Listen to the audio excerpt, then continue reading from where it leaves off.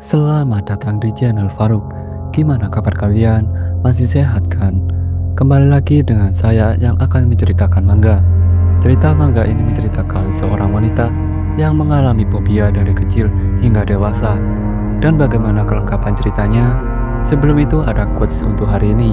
Hubungan itu kayak film horor, seru di awal, menakutkan di tengah-tengah, dan tidak jelas di akhir. Dan inilah fobia.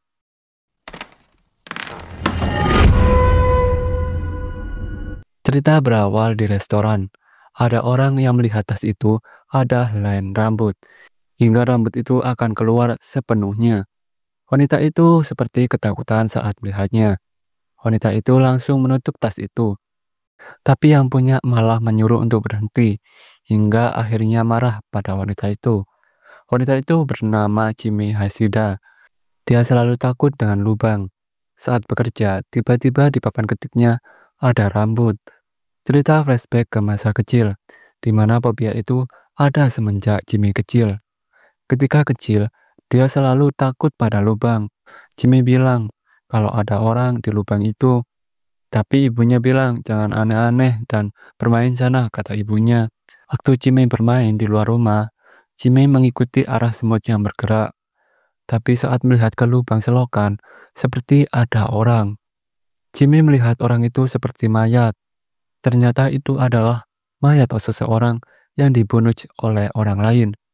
Hingga ketakutannya sangat mendalam. Semenjak itulah, setiap ketika ada lubang, pasti akan ada seseorang di dalamnya. Jimmy mencoba dengan menutup matanya, tetapi tidak bisa, malah banyak orang yang melihatnya hingga tidak bisa lari dari mereka. Namun Jimmy ada kebahagiaan di mana punya pacar yang bernama Koichi. Saat pertama kali bertemu, Jimmy menutup resleting seorang laki-laki karena fobianya. Semenjak itulah mereka saling akrab. Ini adalah pertama kalinya dalam seumur hidup Jimmy yang merasakan ada pria yang baik padanya. Dan juga Jimmy merasa nyaman saat di dekat Koichi. Tapi itu tidak berlangsung lama, di mana ketika itu Koichi akhir-akhir ini selalu pulang telat. Tapi kata Koichi karena sibuk. Jimmy menyuruh Koichi karena pintunya masih ada lubang. Lalu Koichi menutupnya, dan saat di kasurnya, dia kesal dengan bilang, "Kamu tahu aku udah lelah." Di sini hubungan mereka semakin renggang. Di tengah malam, Jimmy tidak bisa tidur karena Koichi menegur dengan keras dan mulutnya kebuka, sehingga fobia Jimmy kambuh lagi. Setelah itu menutupnya dengan selimut, sampai-sampai Koichi bangun. Di saat itu, Jimmy merasa ada seseorang yang seperti mengintai mereka. Di lain hari, Jimmy ada di depan kerjanya Koichi. Koichi tiba-tiba keluar dari kerjanya, lalu Jimmy mengikutinya dari belakang. Tak lama itu Koichi ke rumah seseorang. Jimmy langsung masuk ke rumah itu. Ketika melihatnya, Koichi di sini selingkuh dan melakukan ritual dengan wanita itu. Jimmy di sini merasa sedih, sehingga fobianya menjadi-jadi dan akan menyelamatkan Koichi dari lubang wanita itu. Koichi pamit ke wanita itu akan kembali ke pekerjaannya. Setelah itu Jimmy menemui wanita itu dan langsung menggunakan stun gun, hingga akhirnya pingsan. Setelah itu Jimmy menutup matanya dengan staples. Lalu Jimmy bilang, "Apakah itu sakit? Bertahanlah," kata Jimmy. Di sini Jimmy karena fobianya hingga semakin gila.